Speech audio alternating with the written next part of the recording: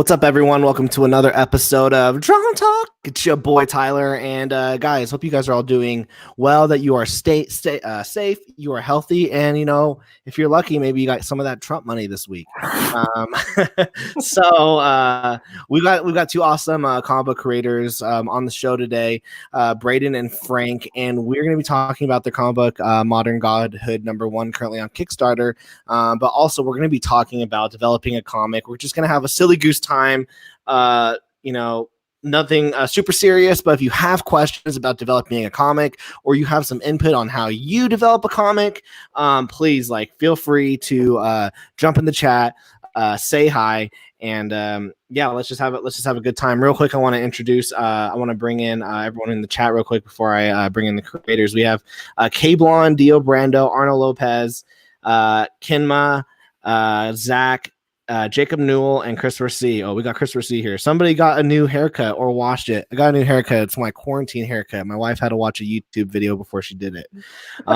We got Trusty Sidekick in the house. So we got a good amount of people. Feel free to share this out, guys, if you feel so inclined. So let's bring in our creators. We got Braden on the top right, and we got Frank at the bottom. How are you guys doing tonight? Doing good. I'm hanging out, drinking some Earl Grey, and I'm about to talk. I got some green. All right, guys. So let's just start off. Let's just start off with your guys' campaign. Let's give us. Oh no, Frank's dying. We'll pray for you, Frank. That was not as slick as I thought it would be. He's got that correct. Zach saying I just finished the first 15 pages of my new comic. That's freaking awesome. Zach, if you are you part of our. Zach, if you're not part of our Discord, in the descriptions, join our Discord. It's totally free. We'd love to see some of your comic and whatnot. We got Timothy Jeter here saying hello. So, all right, Frank, Braden, we have your Kickstarter up. Modern Godhood #1, a fantasy action one-shot comic. 61 backers, 16 days ago. 60+% funded. Tell everyone who's viewing and who will view this, why is your book so special? Why should we back it? So this is different than a little typical comic book. A lot of people are trying to make big, sweeping epics, trying to tell the biggest story that they can with multiple issues. My series, Modern Testament, is different. What I try to focus on in shorter stories that really get to the heart of different sort of mythological characters. Modern Testament is a book about biblical beings, so angels, demons, and such. I've ended Modern Testament, the main run, and I'm doing crossovers with other creators. Modern Godhood is a crossover with Braden's series, Reclaiming Godhood, which focuses on Roman mythology. He's created his version of the god Jupiter. That's a hero that fights to protect the innocent and answers prayers with people in need. So what we've done is we merged the two ideas, where Modern Godhood is essentially an anthology of 3 short stories that has Jupiter facing off against different foes from biblical mythology. First story is against Lilith. The second one is the beast from the book of Revelation. And finally is the 4 horsemen of the apocalypse. Is that good? Is that a good? Yeah, I mean, you pretty much took everything out of my mouth. This is your Frank, this is your second crossover with Modern Testament. This is my second. I'm going to do a little Easter egg. This is my second published crossover. Ooh. So we got some more in the works. Because the first one you did was with Luke Cooper's Hollow Girl. Yes, that was a completely different experience. I mean, it was very similar in that the way we were operating, we had 3 stories. We had to figure out what foes would be good for Hollow Girl, but it's a very different book in that Hollow Girl is a very different hero than Jupiter is. Hollow Girl is dark, it's noir, it's very crime-oriented, it's gritty. Jupiter is more fantasy-driven. He's essentially a superhero. There's a lot of action in it, a lot of bright colors when Hollow Girl is black and white. So it was very cool that the contrast of the 2 books. For those of you guys who don't know who Hollow Girl is, if you backed any of the Demons books, she's also in the Demons universe. Luke's been so nice to let us borrow his character. No, and she's awesome. She is awesome. Yeah, Luke is pretty cool. So Braden, what did you when who approached who first in this? So Frank approached me first. Actually, he was talking about it. We talked about this years ago while we were still in Insane. Because we were talking about like there was this huge like creators wanting to do some kind of massive crossover and wanting to do crossovers, and Frank was like, "Hey, we should do one. Jupiter's perfect. He'll fit in with fighting the whole modern kind of biblical mythology and having like the ancient Roman mythology." Mm-hmm. And we thought it would be a really fun mashup to see a Roman god, beat down the horsemen of the apocalypse, fight the beast of Revelations, And then what happened? What happened? Why didn't it go through Insane? Because Insane it ceased to exist. Oh no! So you guys couldn't get it. You guys couldn't get it done before the plug was pulled from Insane. Yeah. Well, what happened? Like, nothing against James Munch. We had a bit of differences like a while ago. I actually left Insane before all the newer guys showed up, like the new wave of guys, like Probably me. Yeah, you, Luke Cooper, and a few others. The guy that does Faithful On. Oh, Steven Pinella. Steven, yeah. I left a little bit before that, but I was still in touch because I was doing some work for American Bison with Steve Benton. Mm-hmm. Yeah. Man, all these classic Insane titles. I'm like, oh, I have that. I'll have that. Yeah. Right? The thing about Insane was I look at it as a very long networking convention, kind of. Mm-hmm. Because the best thing I got out of being a part of the publisher was the people I met through that whole endeavor. It was, yeah, and like we all met. We all got to read. My school counselor was like, hey, you're graduating this month and you actually can't graduate unless you have an internship. I'm like, oh, I didn't know that. She's like, yeah, new rule, sorry. And so I went to James, was like, hey, can I make stuff for you guys? And you signed a paper to my college saying that I was an intern for you. And he was like, yeah, sure, why not? And so he signed all the papers, and that's why I was doing those videos for Insane, and I got college credit so I could graduate. I did my college internship at Archie Comics. Oh, that's awesome. Oh, nice. They have their office close by to me, so it was a cool experience. Well, I didn't do an internship.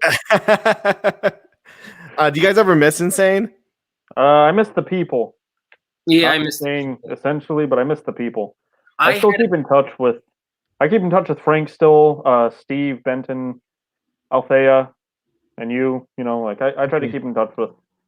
I was frustrated with the way James was doing things. Yeah, me too. Especially with his release strategy. And every 2 weeks, every 2 months. I think, well, what he did was he reserved a day and he considered it like, this is Insane Day. And he promoted it as, this is the day we're going to drop all the Insane titles for the month or whatever. Mm-hmm.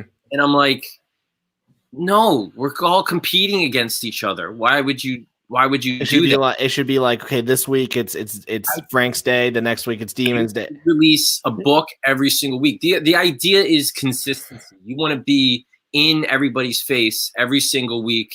Here, like clockwork. Another Insane titles released, just there, just churning them out, so that you're constantly in people's face rather than you're in people's face all at once for one day. Then a month goes by and no one hears from you.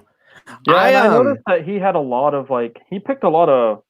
I hate to say this, but he did pick a lot of favorites. Like I saw like books that he would make sure that he would promote, and then there was like stuff like I remember I wouldn't see like anything about American Bison for like 3 months at a time. Like it was. Well, that's because there wasn't an issue to promote. Like he was like if you didn't have something new, you weren't really slotted. So he wasn't. He had the shotgun approach to sales. He figured if I have enough to offer people, they're going to find something that they liked. Yeah. Which is not the way to do it. The way to do it is to take a title and tell people why they want it. Mm-hmm. Not sit back and let people choose. have one thing that you're really focusing on, that you're really pushing, that you put all your efforts into. And he should have done that every single week. This is the week that we're going to push and convince people that this title is great. And then you go on to the next week and go on to the next week. Instead, he went, indie comics. I wish that I also wish that there had been I thought there was a point where he was taking on too many books. It's definitely true. Yeah. But I do miss him going to all those conventions. I saw him I went to C2E2. I was there for a day. And he's very impressive at a convention scene. Him and his brother did an amazing job. They have an amazing setup, but their whole strategy was, if you have somebody walk into essentially their booth and they have an entire wall of comics, they're going to find something they like, whether it's sci-fi or fantasy or Western or horror or kaiju or whatever. They're going to find something that they like. So that was basically it. It was a buffet where they offer everything to everybody, and hopefully that they find something, rather than really pushing the new hot thing of the day. And that's I like one the biggest I like Insane. I was a huge learning experience. I think the biggest the final frustration that I had with it was I mean, I thought it was cool that every quarter he would send you the things and you would see the sales, and which I thought was cool. But at the same time, when Insane dropped, I had no way of contacting these customers who had bought my book. Oh, yeah. And I had only at that point, I only had 3 issues left of Demons to put out, and then we would have been done with the entire story. Now I have no idea who these readers are. I have to reconnect with them, and that's why I did the Kickstarter for Volume 1. Otherwise, had I finished all 14 issues with Insane Comics, I would have never touched Demons again and done a whole new series. But I was like, frick, now I have to find these old fans. I mean, that was a big problem. That's one of the big things about being essentially, when you run a Kickstarter, you're a self-publisher. That's one of the great things about it, is that you are selling directly to your customers, and you always have a connection to them, some way to contact them, some way to. Do you think he should have done more Kickstarters? Who? James, because I know he did. I know he wasn't like a fan of them. Yeah, I know that he didn't. I know that he would help promote your Kickstarter sometimes. Did he run one himself? I don't think he actually ran. Yeah, he never. No, you were I think, Frank, you were the only one who actually ran one under Insane. So, I asked him. I said, "Do you mind if I do this?" And he said, "This is the big kind of gripe I have with the situation." I said, "Do you mind if I do this?" He said, "No, I don't. I support it 100%. I think somebody else might have ran one, but I said he was supportive. He said, "Go for it." And then as I'm gearing up for the Kickstarter, I'm building the page, I'm starting to promote it, I'm pushing it. There was like 2 weeks before launch. I'm like, "Are we still good with this? Is everything okay? Everything's fine?" He goes, "Yeah, man, go launch." And then like a week later, he decides to pull the plug on his whole company. And I'm like, "You couldn't drop me like some sort of hint?" Yeah. Maybe a little. You can do it, Frank. You're on your own, though.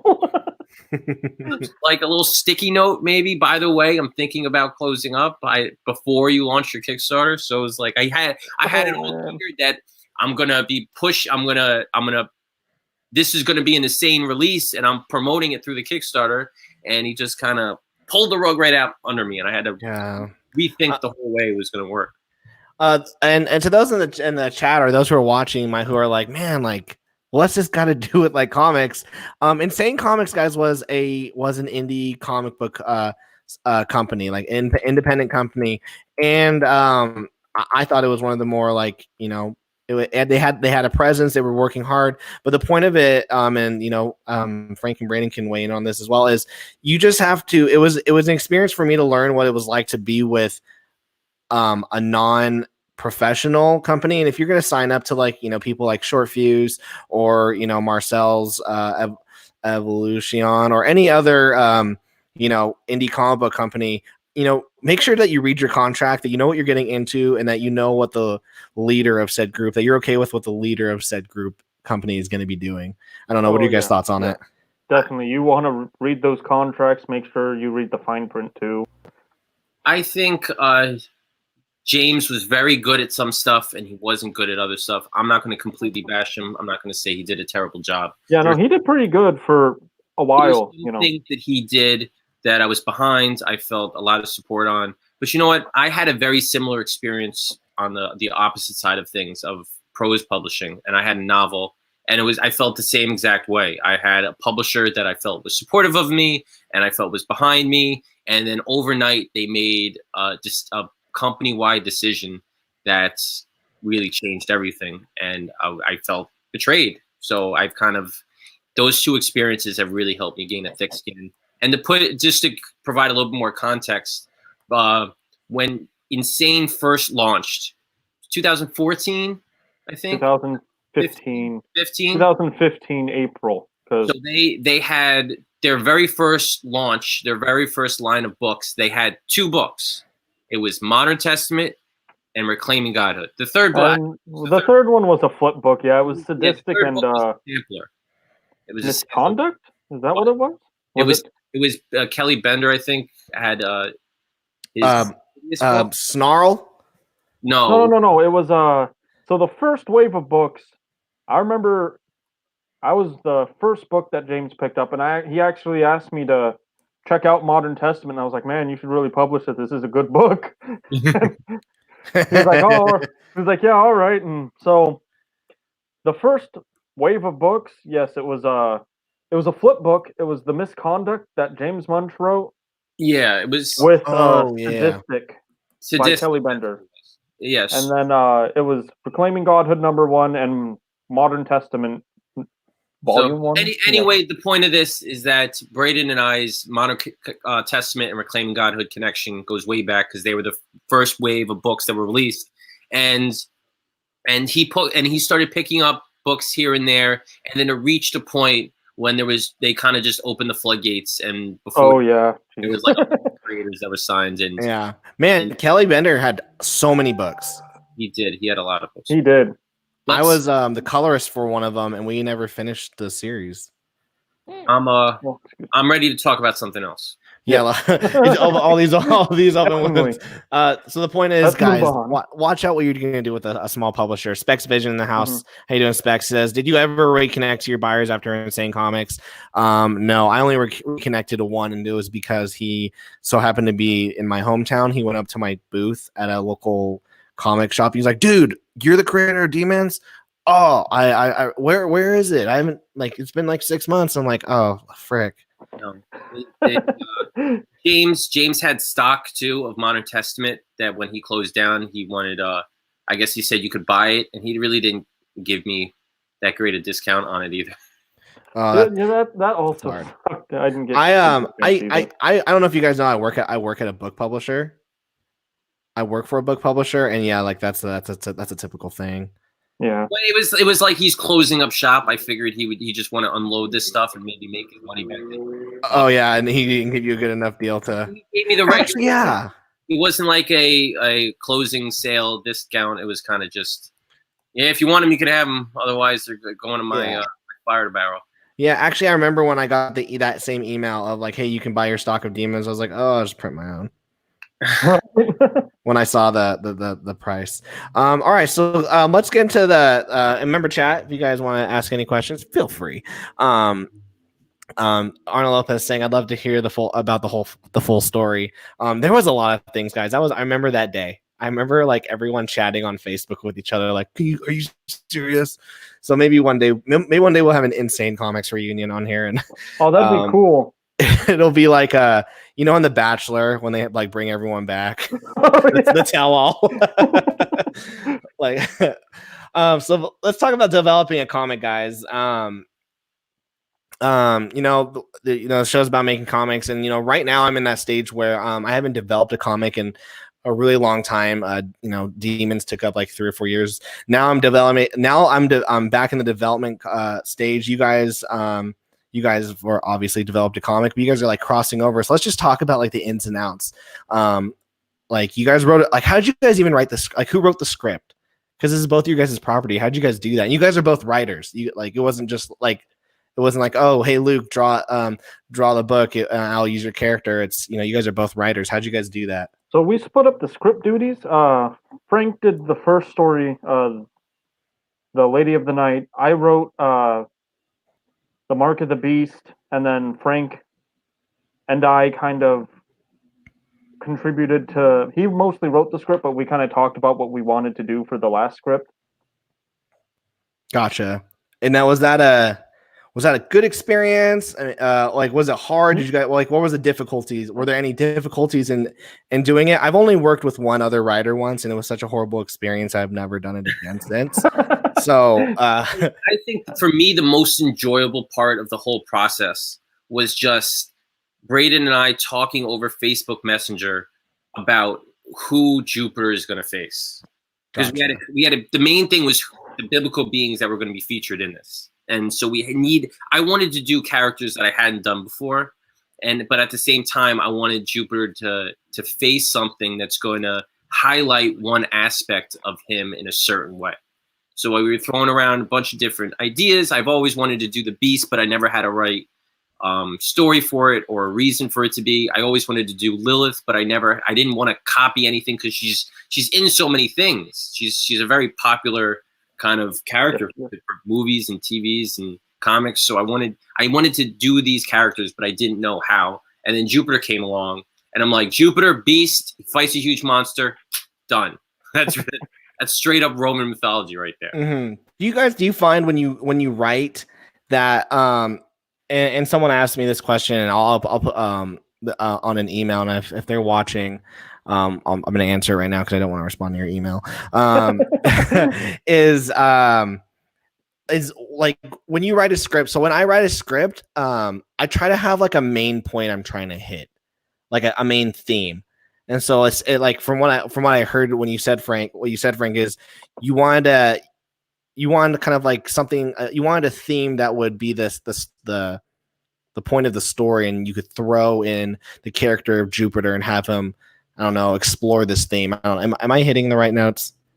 So the basic building blocks of a story, you have characterization, setting, plot, tone, and theme. For me, theme is the most important one out of all of them. If you don't have a strong theme, it's basically the glue that holds all the other ones together. And even the stupidest comedies you could possibly think of have some sort of theme weaved throughout it that the story is built off of. It's the foundation. So for me, it's basically the point of the story, why the story needs to be told in the first place.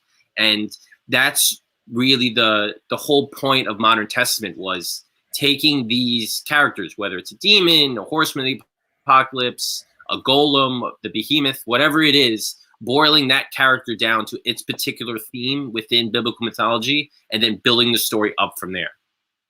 So that probably answers the question. I feel like you and I have probably similar writing styles then, because I'm very much the same. Like theme for me is like the ultimate. Like you said, there's plot, character, and theme, and for me, theme is the top. I had someone roast my Demons book on YouTube. They tore it to shreds. I almost cried. They're like, oh, can you believe that Tyler wrote this? This is terrible. And I was like, oh my gosh. And he just went through every page. It was just like, no. And his big gripe was that the plot, like there was more that he's like, I got the theme, but I didn't enjoy your plot. But I was like, well, the plot was supposed to revolve around the theme. I think I'm not saying I was a perfect writer, and I know I probably goofed, but I'm very theme oriented as well. I feel theme is also very important, but I usually like to try to focus on characters. Like I really like to make characters that people can connect with or people feel very strongly for, because having like really strong characters can help progress your theme and your plot a lot. I mean, like my characters for one of my books, the book that Pet Squadron Defenders of Humanity, it failed on Kickstarter, but I had so many people, even like they messaged me and they were like, hey, we know that you failed, but if you let us know, we will back your project next time. And the reason being is because I created all of these characters that everyone deeply connected with and really enjoyed. Oh, that's awesome. And I wonder if it's kind of like the same with like Watchmen. Like everyone loves Watchmen, and I wonder, and I'm sure it's because it hit on so many awesome themes, but also had like really good character development that encompassed these things. Alan Moore is very good at driving a theme home. For sure. Mm-hmm. All right, I got some questions for you guys in the chat. And once again, everyone, feel free to ask some questions, and we'll get some answers, whether they're good answers or not. Show Industries is saying, actually, that's a long question. I'll answer that. I'll ask this one first, and then we'll get to yours. It says, this is from Specs Vision. It says, would you guys suggest joining another indie comic company? In what capacity? That's a very wide ranging question. I guess as a creator, let's go from a creator standpoint. Would you ever put your comic out through an indie comic book, an indie comic? So, indie companies are okay. I guess you would want to read the contract, of course, but I feel self-publishing gives you such a bigger oomph because you get to keep 100% of what you make. You can learn the aspects of marketing, and you can just be able to drive and focus on your own products. I would never say no to an opportunity. It's not like I'm just going to say off the bat, black and white, I'm never going to be working for any indie comic publisher.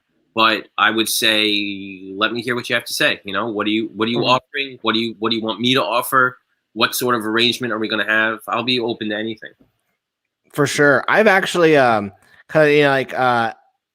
for those of you guys who watched a couple weeks ago, it was 2 weeks ago actually, we had Marcel Dupree on the show, and you can have your own opinion on what you think about him, and but we had a good chat, and he takes a few submissions here and there, or there are things that are pitched to him, and that I've been thinking, I was like, man, maybe I'll pitch something to Marcel.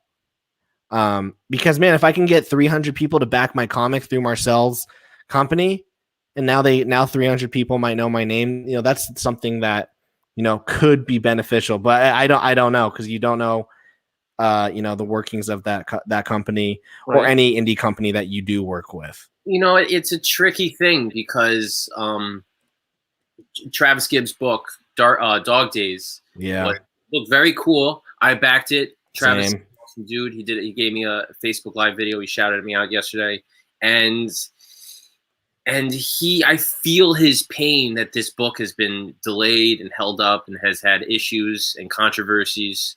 So, I mean, it's a give and take. I think it's a good opportunity if you're able to be part of a project that has a very successful Kickstarter campaign, that you might be able to tap into that creator base, that backer base, and use those for your own purposes later on. Maybe I think it'd be more beneficial had like if it was a writer and a writer and artist, one single person, because like Travis, he's the main hiccup with Dog Days is that the artist is MIA. Oh man, that's the worst. This is the situation.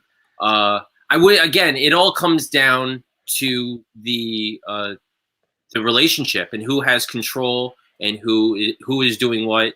So if he's not a good financial person, if he's just not good with money, I'd be like, dude, if you publish this thing, I'm going to be handling money. I'm not like all your account's money. If it disappears into mine, I don't know. I'll handle the money, and I will also get all the backers. At this point, just let me stick your logo on it, and we'll split the profit. Pretty much.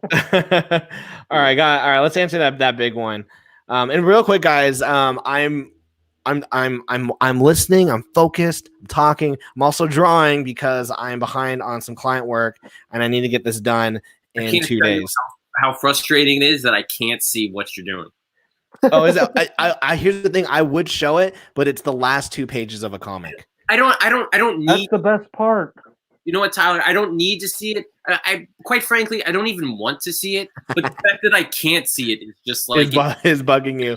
You know what's funny actually is this was a canceled Insane book actually. Oh, yeah, it's kind of funny. Insane published the first 3 issues, and then the 4th one never got made, and now I'm coloring the 4th and final issue. My interest. Yeah. Okay. So here's the question. It's from Show Industries saying, when did you know you were ready to start a comic? I have a great idea I've been working on since I was 8 years old, but I don't know if I'll ever be ready to tell it. Oh, dude, this is I have a great perfect. story So about it. It's perfect. I was sleeping in bed, and a squirrel jumped into my bedroom through the window. He sat right next to my bed, and he spoke to me and said, "Frank, you are ready to make this comic book." Get off your ass. You got this. There is no like bright moment, a light bulb idea that gets off in your head that says, "I'm ready. Go and do it." You just gotta jump in. You know, there's no real sign. There's no real readiness. Just wait go. for your squirrel. Yeah. Basically next year this time you'll wish that you had started it this year. Yeah, That's pretty much what it is. You don't want to look back and say, I should have done this. And that goes for literally anything. Everything. You don't want to one of the big things I've learned, and I've learned this 5 years into writing comics or writing novels, is that you want to act like the person you want to be. Don't wait to be that person. If I hear a lot of writers say, you know what, I need to have a website. I know I need to have a mailing list. I know I need to have a Facebook page, but I haven't published anything. I'm not ready yet. I don't think I'm popular enough yet. No, who gives a shit? Start making those connections. Do it. Maybe you don't have a single book out. Make a website anyway. Just do it. Just be the person that you wish to be in the future. Be it now. Exactly. You know, this is such a good question because Reclaiming Godhood, that was my come to Jesus moment, as they call it. It was, it was like throughout all of middle school and high school, all I've wanted to do was write comics. And Jupiter was actually one of my original comic ideas, not the character. And finally, I was like, you know what? I need to actually do this. Like, if don't do it, I'm not going to get to it, And so, like, I took a hat, I wrote a bunch of ideas that I had, and I, folded them up, threw them in the hat, and drew a name out, and it was Jupiter. So here's the real story. Was I took a comic writing class when I'm like, I like writing, I like comics. Let me figure out if I like writing comics. And out of that class came a script. It was what became the original first story in the first volume of Modern Testament. And was that the bad guy? No, it's the bad guy's the second one. The first one is the second one. That was my favorite one. Sorry.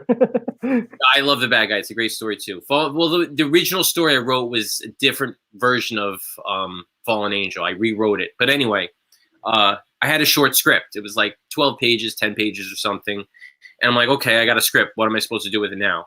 And it literally sat on my computer for 5-6 years. I didn't do anything with it. It just sat there because I'm like, I can't draw. And then finally, my, I guess, quote unquote, come to Jesus moment was when my son was born. I'm like, you know what? I've always wanted to make a comic. I never made a comic. My son is here. I don't want to have to tell him that I never made a comic. And I just kind of let that opportunity pass me by. So that was the kick in the ass that I had that went and did it. But really, there's no rhyme or reason to it. Just start it, and you're not, it's not going to hurt to you don't like I love that you said you don't need a website, you don't need this, like just you just need to start doing it. How do you think we all started? You think we just had a massive fan base? Still don't. Right?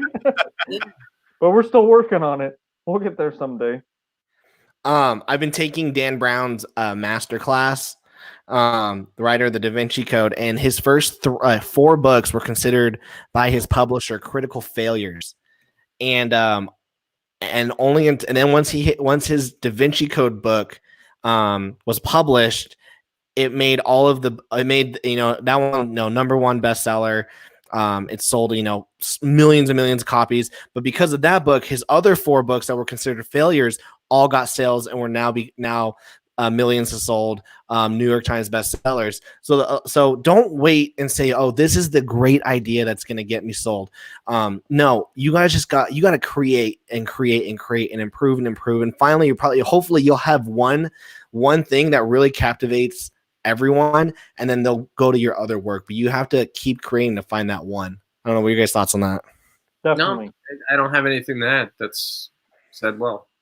The book publisher I work for, it's funny because we work with a lot of like first time authors, but there's a couple authors there who make tons. And one of them was like, man, one of the new authors was like, man, I'm never going to make as much money as this one guy. I mean, he walks in and he doesn't even make a ton of money.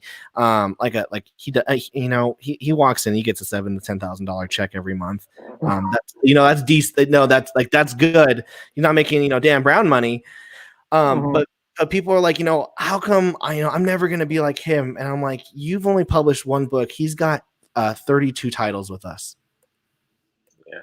So I mean, it's like that royalty check that he's getting isn't from one book. It's from 32 books. Yeah, very true. And a lot of times, I mean, I hear this, you probably know it better than me, is that I don't know what the exact numbers are, but most books that are published aren't really good sellers. And Nope. and publishers have one title maybe a year that carries all the others. Absolutely. They say with children's books, it's one if a publisher publishes 5 children's books in a month, one of them will cover the cost of the other 4. Yeah. So yeah, like just because you get signed by a big publisher doesn't mean you're gonna hit it. I mean, once again, like Dan Brown, he was with one of the biggest publishers, and his 4 books were considered failures up until the 5th book, Da Vinci Code, where it finally hit. The other frustrating thing about the publishing industry is that they don't try to make waves; they try to ride waves. So they're going to look at what's trending in the market, and they're going to try to ride that wave. If you have something that's good, that's might be the next greatest thing, but it's going to go against the tide, they might not take a risk on it simply because they don't think it's going to ride that current wave.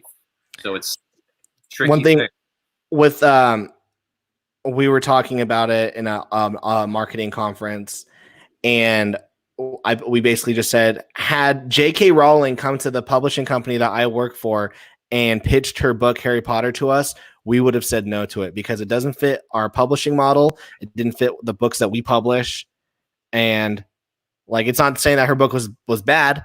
It just wasn't fitting us. So your book might be really good. It's just not fitting the people that you're pitching to. So yeah, the tricky thing is that if their goal is not to make great books, it's to sell books. Mm-hmm. So if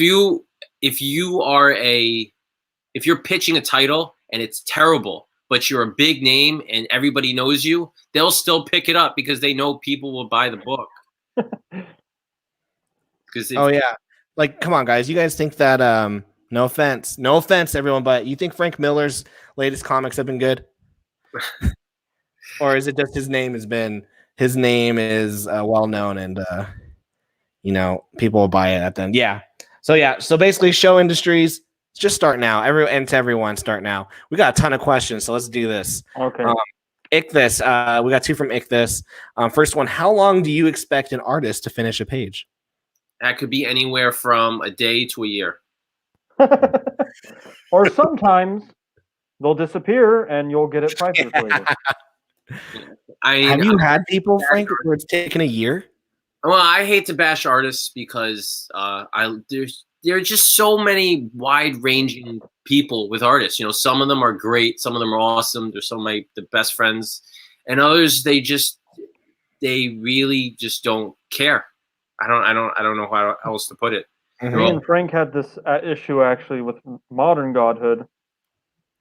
Yeah, we had I had an artist that was going to be working on the Horseman, the final story, and he did the first page, and he just fell off the grid completely. And then we had a colorist that did the same thing. Like the guy owed me work from Reclaiming Godhood, and I was like, "Hey, man, you owe me work." I had to go, find a new colorist just to finish Reclaiming Godhood issue 3. And I was like, "You need to can you do this instead?" And we'll call it.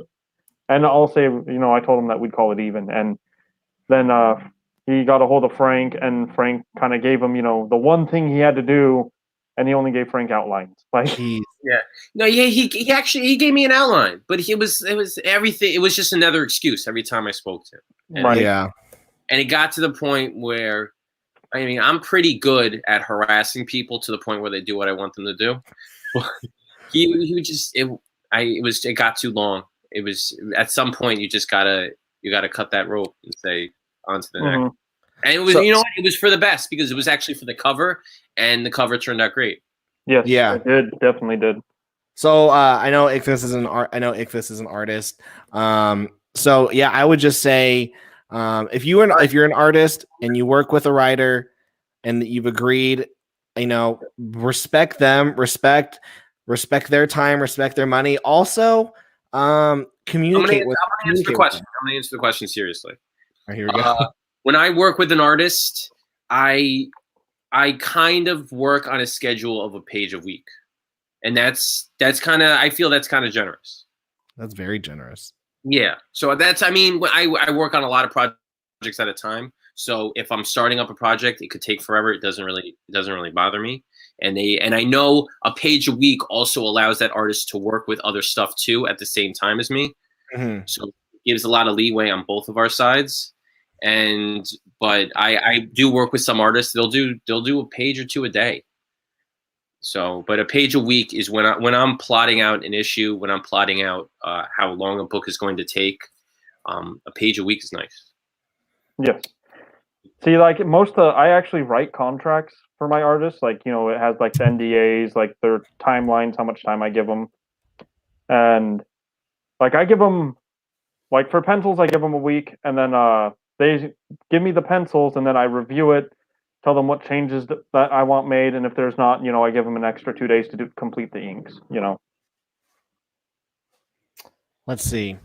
Yeah, I honestly, it's so sad, but I mean, when you said anywhere to a year, I just remember that I have a 4-issue series that is not finished. I paid the artist. I bought him a drawing tablet.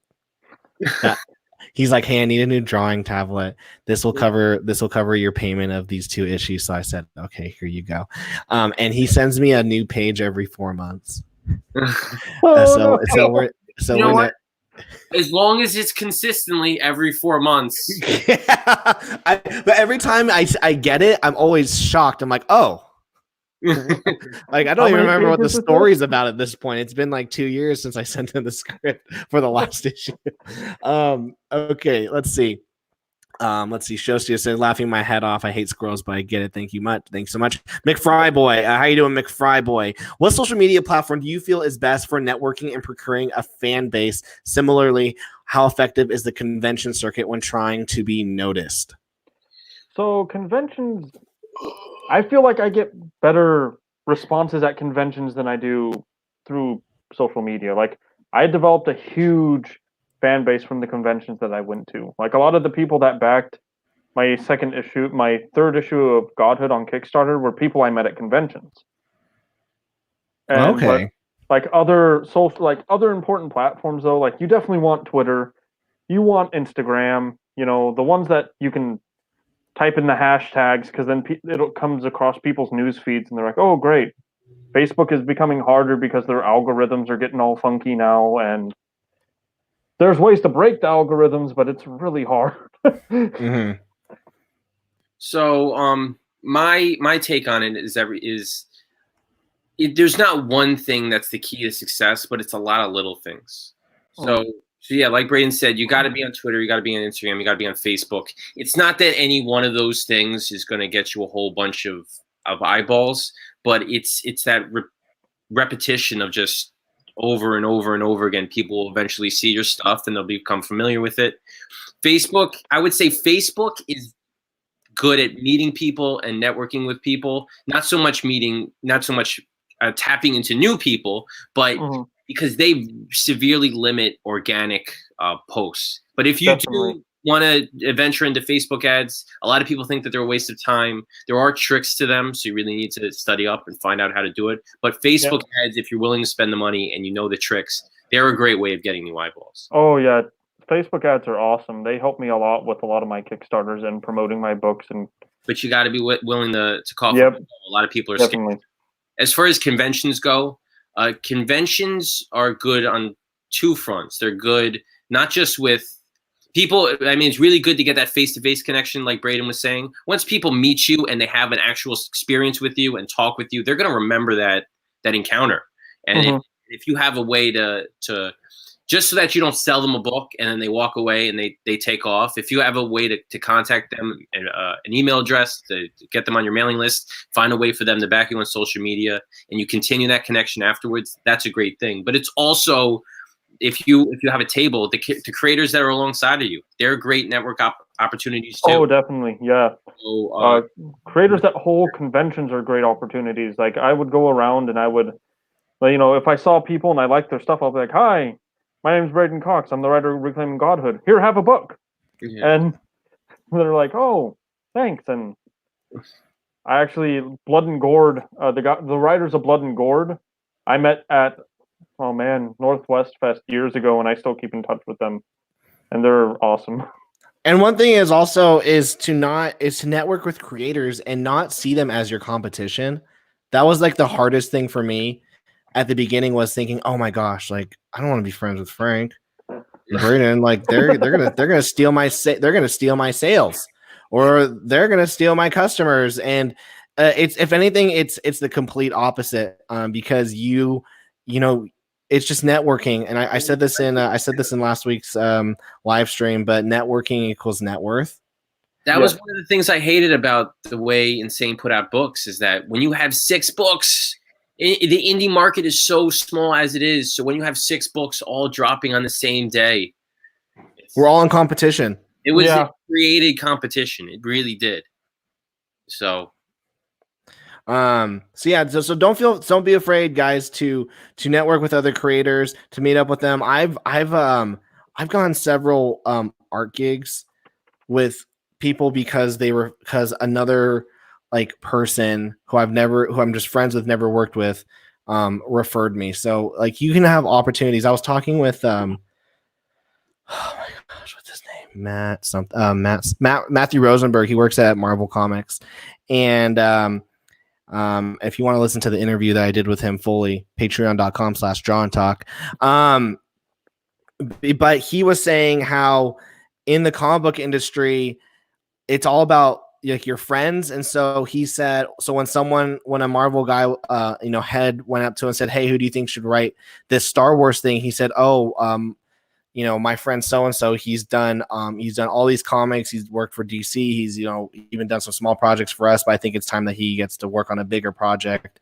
And the guy said, "Oh, well, I was actually thinking about you doing it." And he's like, "Oh, well, I think so-and-so would be better."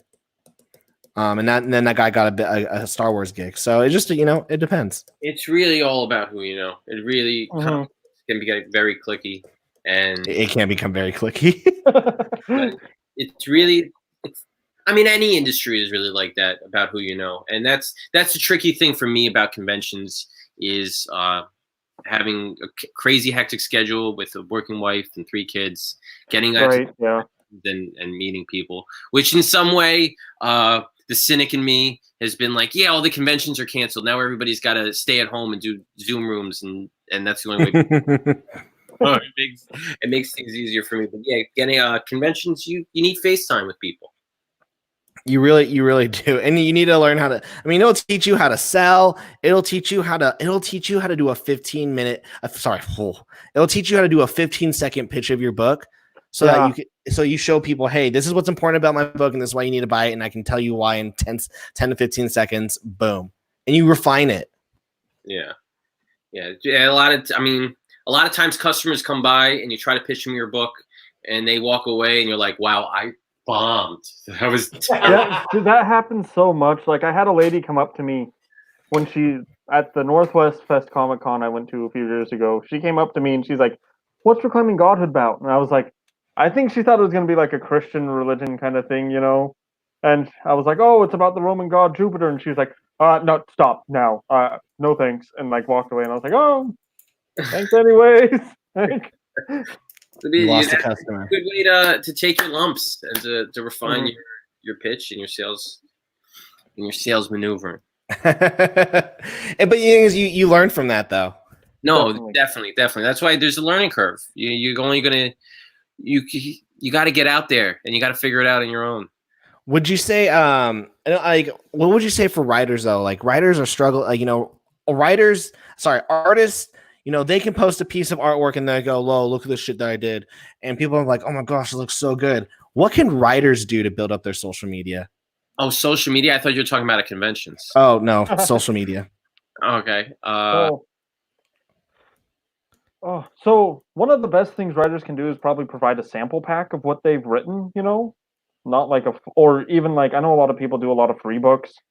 Like I started just offering Reclaiming Godhood #1 for free. Like just, hey, you guys want to check this out? Read it. Okay. Or Have you like, guys ever even tried just- anything like Wattpad? I have not. I told you I did Wattpad.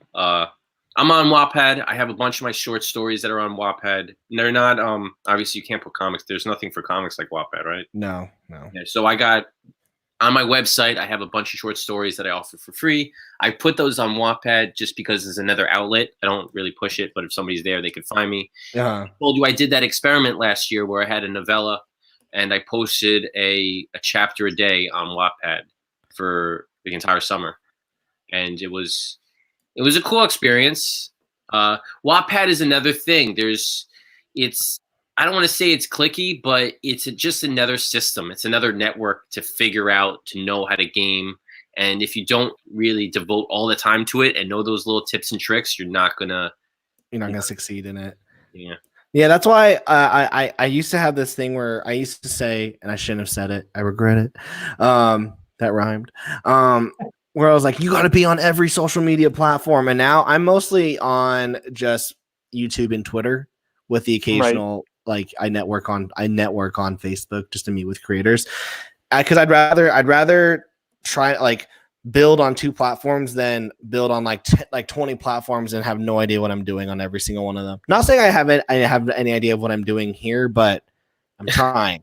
Yeah, you can't do it all. It's just impossible. I mean, that's why people hire teams that are really successful. They have people that handle their social media managers that do all this for a living. It's a full-time job just by itself.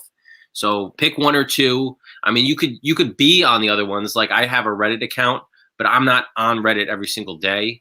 I don't check it. I mean, I post on it when I have a project, or I might go on every once in a while just to kind of look at it and fiddle around with it. But I'm not really like a Reddit guy. Yeah. Right. Twitter. I don't really scroll through Twitter all the time. Just chatting with people and commenting and liking and retweeting. I don't really do that. If I have something to say writing related, I'll go on there and post it, or I might retweet somebody who's a friend of mine that's got a project going on. But that's not really my main thing. You need to have one thing that to focus of your attention. What are your guys' thoughts on posting? Do any of you guys have your stuff on Amazon? K Blonde is in Point Man Comics issues 1 and 2.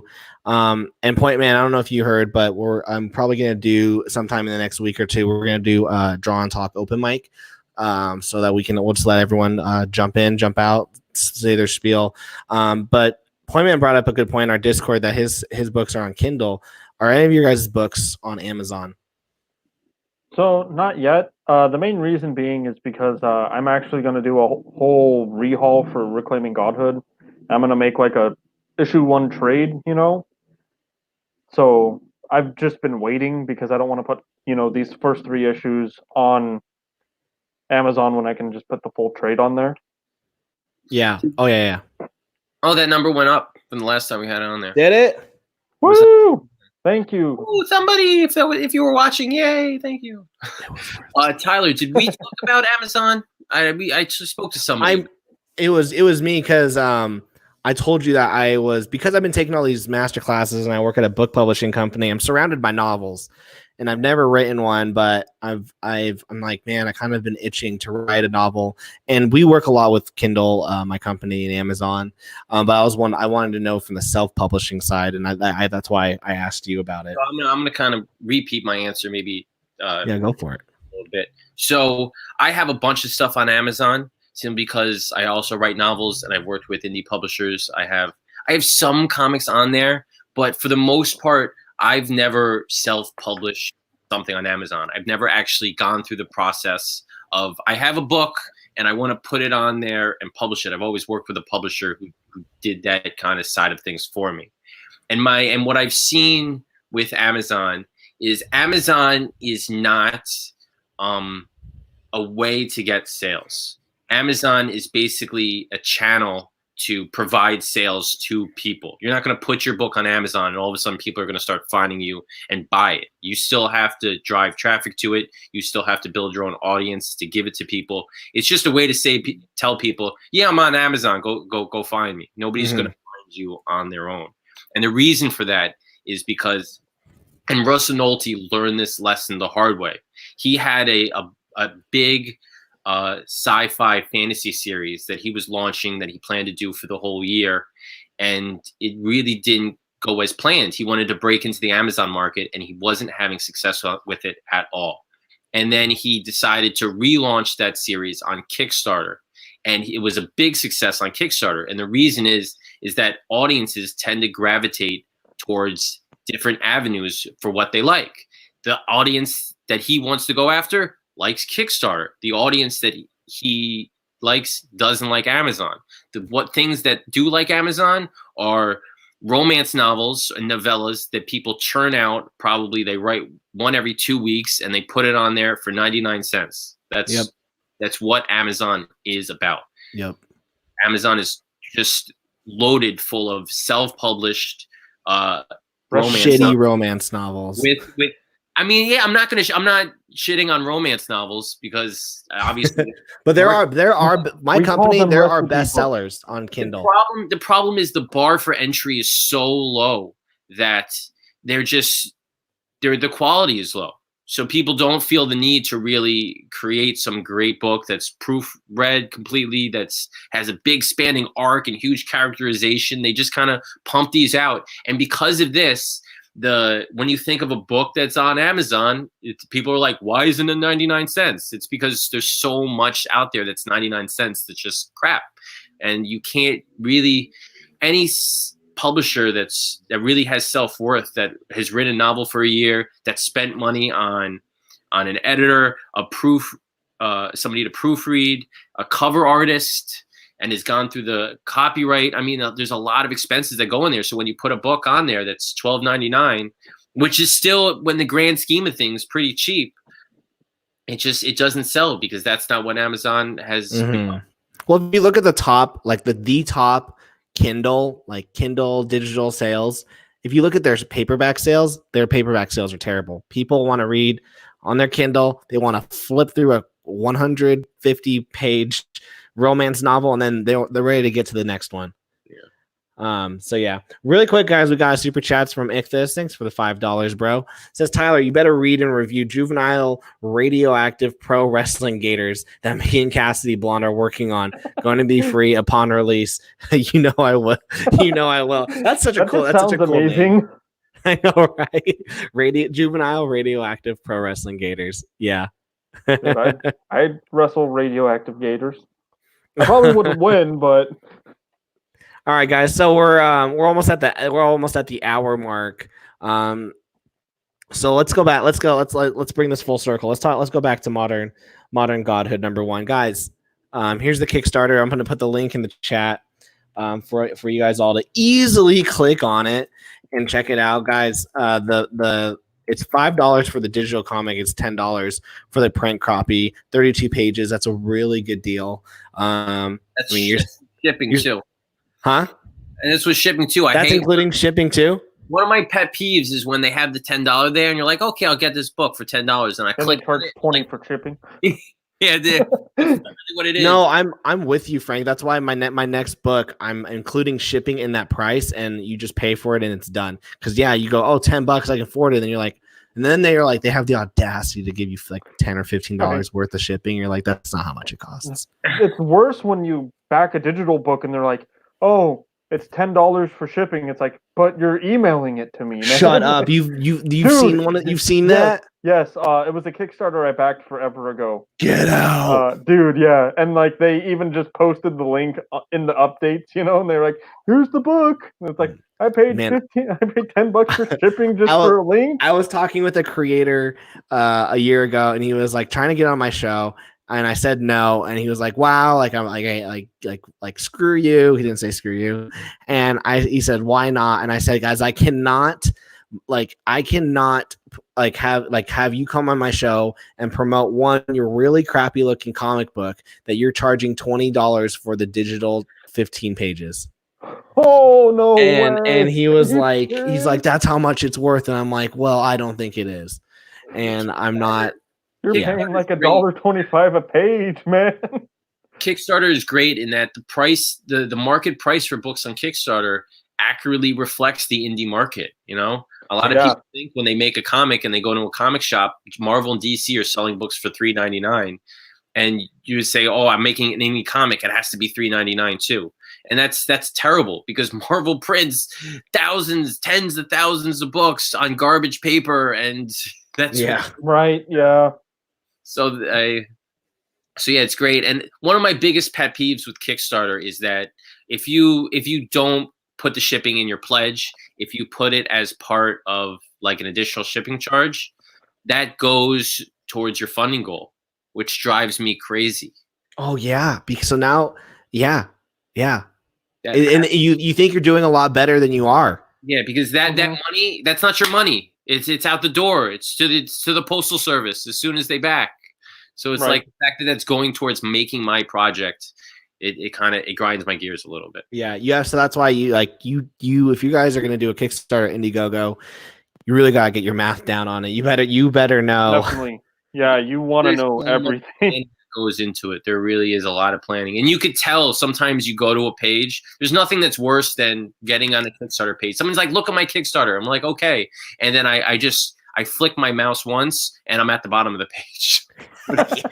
Right. Oh man.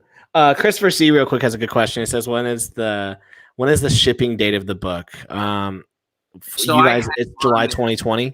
I have on there July 2020 just because that's actually being conservative. My big goal with Kickstarter is I like the books to be 100% or at least 90% finished before they launch. This one is a little bit of an outlier because the last story, we're doing a little bit of a poll to decide on how it's going to end. So there's a little bit of production that needs to be going on after the Kickstarter is over to kind of figure that out. But for the most part, this book is going to ship relatively quickly. I have a printer that I use that I'm going to, I've already got a slot set with him. So as soon as it's over, I mean, hoping that we fund, but hoping that it's I go right into the process of getting the book ordered. I get everything ready and I try to get out my books ASAP because a lot of people, they say, I mean, I understand why they do this. They do the first 5 pages and then they go to Kickstarter to try to get the rest of the book, funding for the rest of the book. But then you have to wait a year for the book. And it kind of deflates the momentum of the campaign of raising money. Yes, it does. Like about it. And so I like to get stuff to people as quickly as possible within hopefully a month, probably 2 months, maybe 3 months after the fact if there are delays, because especially we're in a crazy time right now. But for the most part, I'm not going to be waiting 6 months for my book.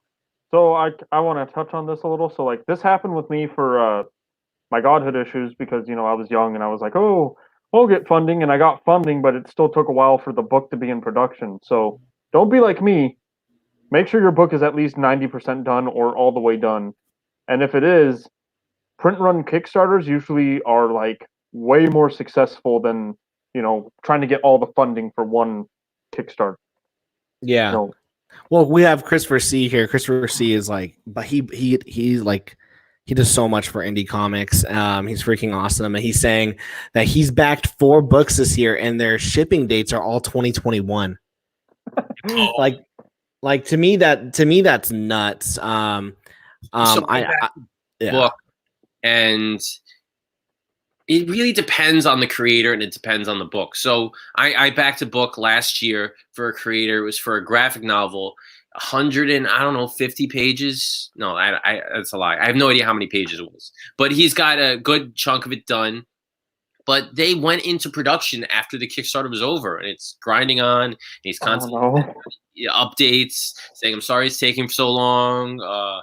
They really didn't even have like the script completely finished. They kind of, so it was, but he was a He's a prominent guy in the entertainment industry, and I trust that he's going to get it done.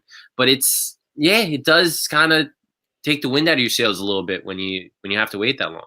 Yeah. Christopher C says, Demons better not still be in that apartment, Tyler. I'm going to go into that shithole state and pick it up. No, Chris, I shipped the books out last week. Also, guys, keep in mind international shipping. The price that I paid for all the U.S. shipping was the same exact amount, and we're talking about hundreds of dollars, was the same exact amount as 4 internationals. Yeah, it destroys campaigns. It really does. You really have no idea how much international shipping is. And you know what? Quite frankly, I'll be fine if I don't get an international backer, simply because I feel so bad having to charge so much for shipping. But it's right. Just if it's an international, like I was talking to Larry Higgins, and I was like, "Hey, dude, I want to get your Niobe book." And he was like, "Sweet, I don't want to ship it to you, so can you just get the digital, please?" I was like, "Digital is always great too, because you can still read the book." Yeah, I was like, fine. I'd love to know your guys' opinions, and then we're gonna close this up. We'll have you guys pitch Modern Godhood, which I'm still leaving it on here, guys. The link is in the chat. For my next book, I'm in the production stages, and I was thinking, in chat, please answer. I loved also, Frank and Braden's thoughts on this. I want to do 10 pages. It's a 48-page book, and I want to do 10 to 15 pages. Have those ready, and do the campaign, and then after that, every single month, every single week on YouTube, you'll see all the pages being drawn up until the book is made. And so it could be 2 or 3 months after the campaign is done. I think 2 to 3 months is a great timeline. I don't think definitely, and you'll have the people knowing that you're delivering because they'll see you working on the book. It's not like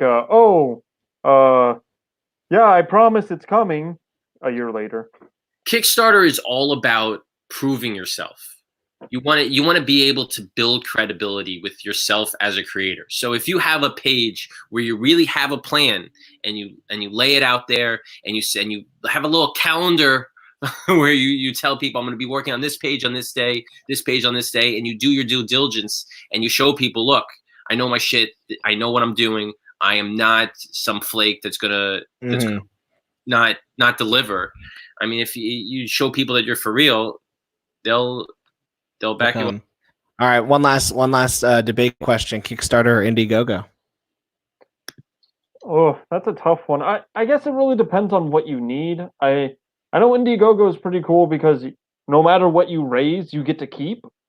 If you choose that option, yeah. But if you don't raise the right amount, is there a reason you wouldn't choose not to do that? My friend Nasser, he has his book on fixed amount because he's like, I can't make this comic without the fixed amount.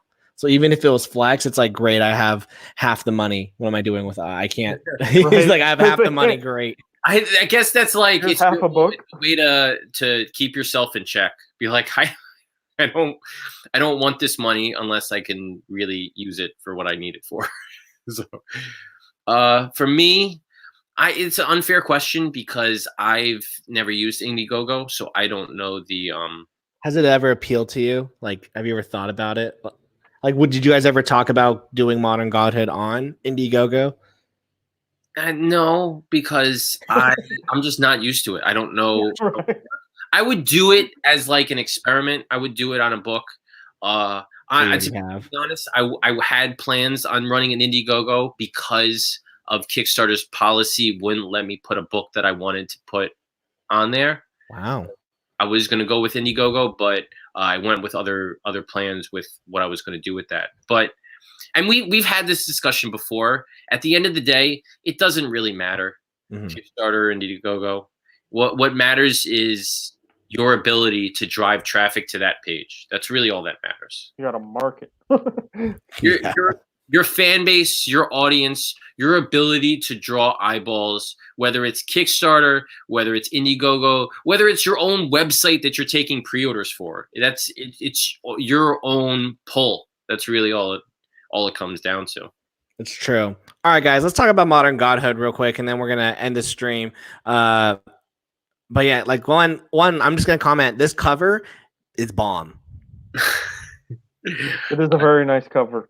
Yeah, That's an that was understatement. the original idea that I had. That it kind of embodies everything that we wanted to go to. Jupiter is in center stage, and he's getting pulled between the light and the dark, the heaven and the hell, and it just it says exactly what we wanted it to.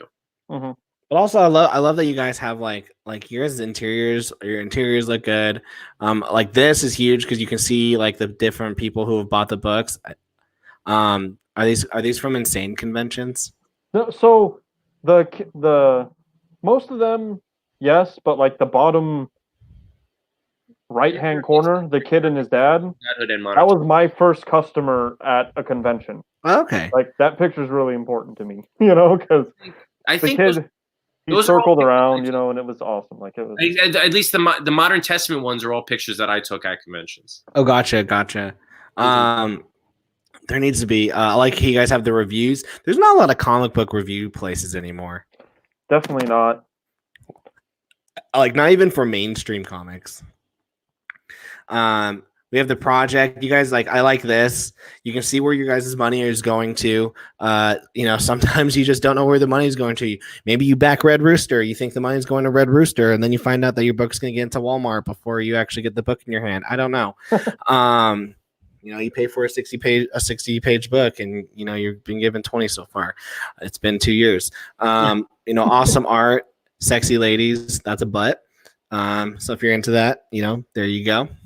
I did a podcast with somebody, and he said, Frank, I turned the first page and it opens with this guy going into a brothel. I'm like, okay, now I know what I'm in store for. So he's like, but it's not really what the story is about. It's like it's just the first page or two. You gotta kind of get through it. What's the real reason you wanted to write that story, Frank? You know what, my wife, she was really like wasn't giving it to me for a while. I'm like, I need Jupiter to go into a strip. He is my essence at this point. And I like that you guys are giving, there's 3 stories. You guys are giving previews from each one, and the rewards. Yeah. So guys, go check this out. Like this is, it's Dude, it's an affordable, I can't believe somebody bought the 375 tier. Like, had a big tier that somebody grabbed onto on the first day, which was nice. Jeez, what do you get? Really? Someone did it? It was one. Yeah. Why is one backer? It was one of a big, yeah.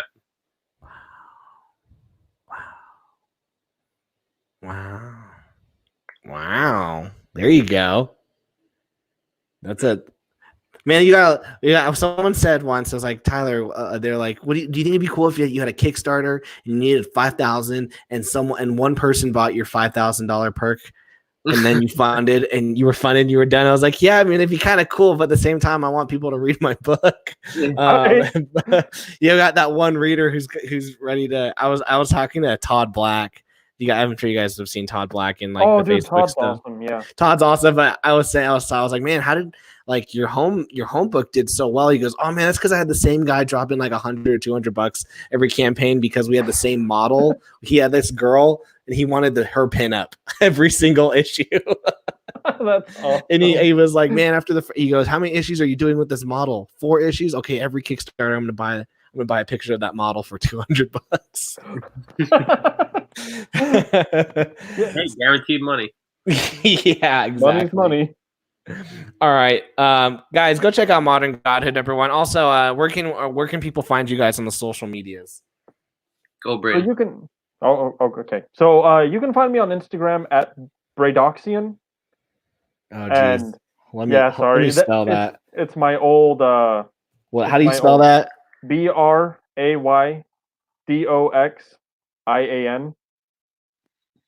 Bradoxian. Bradoxian. BRAY. And then D as in okay, dog. I put B. All right. Okay. Bradoxian. That's on Instagram. All right. Yep. And then you can find me you can also find my store and my new company, Pugmera Studios. On Facebook, we're on Instagram. We actually have a StreamYard on YouTube too. Awesome. Oh no. Did we lose you? Me? Braden. Nope, I'm still here. Okay. And then Frank, where can we find you? So you can find me on Twitter, Instagram, Facebook. My handle on all three is at Frank the Writer. And also I have a website, frankthewriter.com. I have a mailing list on there that I send out mailers about 2 times a month. And that's the best way to keep up with what I'm writing, what I'm doing, and why I'm awesome. Boom. I like that. Man, the Frank the Writer, I was trying to figure out, I was thinking of rebranding Drawn Talk because I like to write too. And I also like to make music and other stuff. So I was like, man, maybe I'll just call myself Tyler the Creator after Frank the Writer. And then I was like, I think Tyler the Creator's taken. So, Definitely. so dang it. Yeah, I'm actually gonna subscribe franktherewriter.com. I'm gonna subscribe to your newsletter so I know what a newsletter looks like. You're not on it yeah. already? What? You're not on it already? I'm not, but I am freaking now. Tyler. Here's a little tip. This is so on Facebook, my author page is at Frank the Writer, but when I first made it, somebody else was at Frank the Writer. And after that person's no longer here. He didn't post for like a year. I forget what the timeline was, but he didn't post for a long time. So I contacted Facebook and I said, I want it, and he's not doing anything, and they gave it to me. Wow. He stopped posting for a year. Yeah. I went to his house and I broke all of his fingers so he couldn't use a keyboard. Well, like it's funny because those things are like so important. I started a second channel called My Life as Tyler, which is just like fun videos. If I ever want to make them, I'll put them on that channel. And I was like, frick, there's a 10-year-old that has the same channel name, but he only has 5 subscribers. So if I could beat that channel name is mine. Well, it was annoying because I would be like, I'm on Twitter and Instagram at Frank the Writer, and I'm on Facebook at Frank Martin Arthur. So it's like, hey, Facebook, this guy sucks. Yeah, give it to me. Just to stay on all three, this is what I am. And Zuckerberg was like, Frank, why not? Yeah, no, I actually have him on speed dial. So I was like, yo, Zuck, this dude hasn't posted. You know what's funny that how you say this because my coworker Clayton, he goes like the Facebook conferences and he's like, just to let you know, Tyler, you're in Facebook when you call Mark, not Mark, but Zuck. Because all his friends call him Zuck. So now I believe you, Frank, because you were like Zuck. He's the Zuck. All right, everyone. Thanks so much for watching. Remember to smash that like button, smash the subscribe button. Thanks so much for watching. Go follow Braden, go follow Frank, and also go check out their comic, Modern Godhood #1. It's currently on Kickstarter. 16 days to go. 62 backers. You could be one of them. And yeah, Get that backer count up. Yeah, exactly. All right, guys. We will see you. I'll see you guys next week with a new video, and I'm working on a new video series for you guys. I'm going to basically show you from beginning to end the making of a comic. So I'm excited for that. So anyways, peace out, and let's end the show. And